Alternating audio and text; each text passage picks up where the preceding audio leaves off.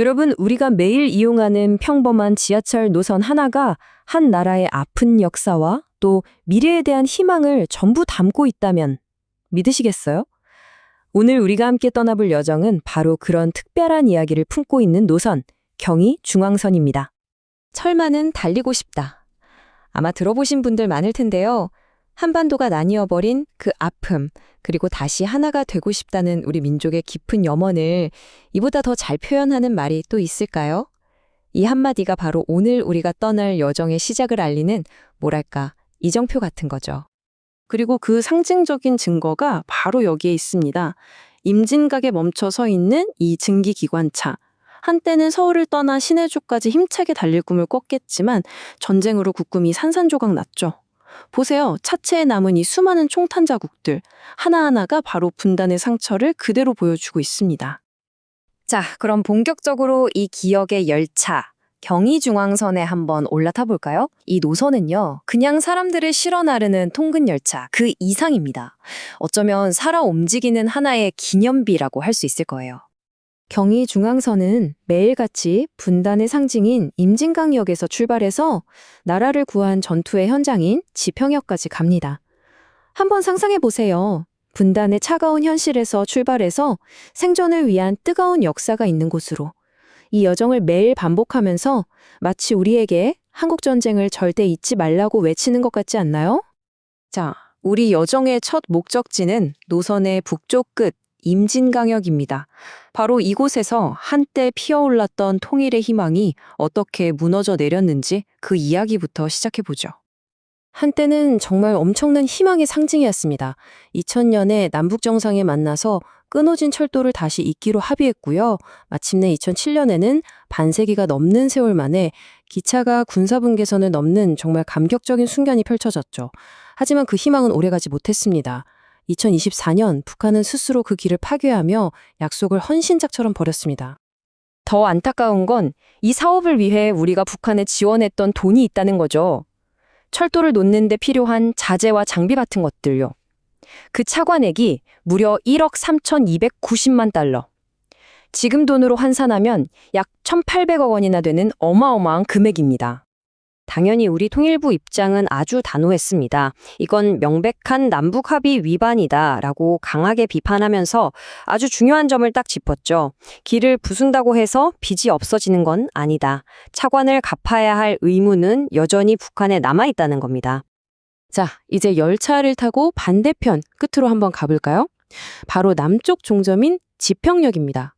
이곳은 한국전쟁의 흐름을 아니 어쩌면 대한민국의 운명을 통째로 바꿔놓은 아주 결정적인 전투가 벌어졌던 곳입니다. 바로 그 유명한 지평리 전투입니다. 이 전투에서의 승리가 지금의 대한민국을 있게 했다고 평가될 만큼 그야말로 기념비적인 전환점이었죠. 정말 모든 게 끝났다고 생각했던 절체절명의 위기에서 모든 것을 뒤집은 아주 극적인 순간이었습니다. 당시 상황은 정말 절망적이었습니다. 수적으로 압도적인 중공군에게 미군과 프랑스군이 완벽하게 포위됐거든요. 지름이 1.6km밖에 안 되는 좁은 원형 방어선에 완전히 갇혀버린 거죠. 하지만 그들은 포기하지 않았습니다. 결정적인 순간에 정확한 포격으로 보이지 않는 적을 물리쳤고 이 승리는 당시 군인들 사이에 퍼져 있던 중공군 공포증까지 한 방에 날려버리는 계기가 됐습니다. 그러니까 이 전투의 승리가 얼마나 중요했냐면요. 이걸로 한강 방어선을 지켜낼 수 있었고 바로 이게 전후 한강의 기적이라고 불리는 눈부신 경제성장의 발판이 됐다는 겁니다.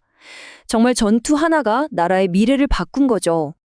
그런데 이런 거대한 역사는 결국 이름 없는 평범한 사람들의 희생으로 만들어지는 거잖아요.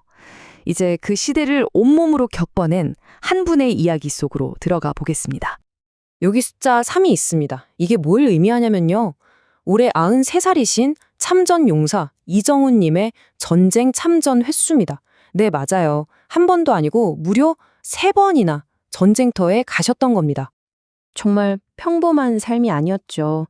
17, 정말 어린 나이에 미군 부대 군속으로 전쟁을 처음 겪으셨고 그 다음엔 군번도 없는 특수 첩보부대원으로 또 그 후엔 정식 군인으로 도합 5년이 넘는 시간을 오직 나라를 위해 바치신 겁니다.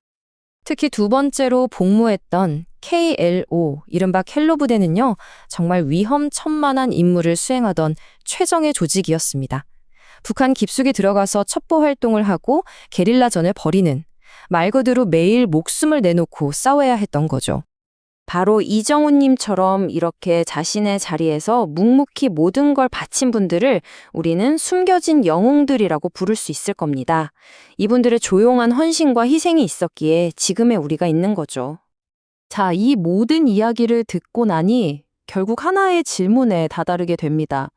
과연 진정한 애국이란 뭘까요? 오늘 살펴본 자료에서는 진정한 애국자와 그저 말뿐인 사람을 이렇게 구분해 볼 수 있다고 이야기합니다.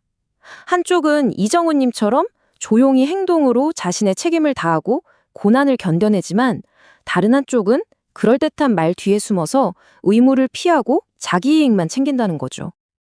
그리고 이 둘을 제대로 알아보고 구별해내는 것.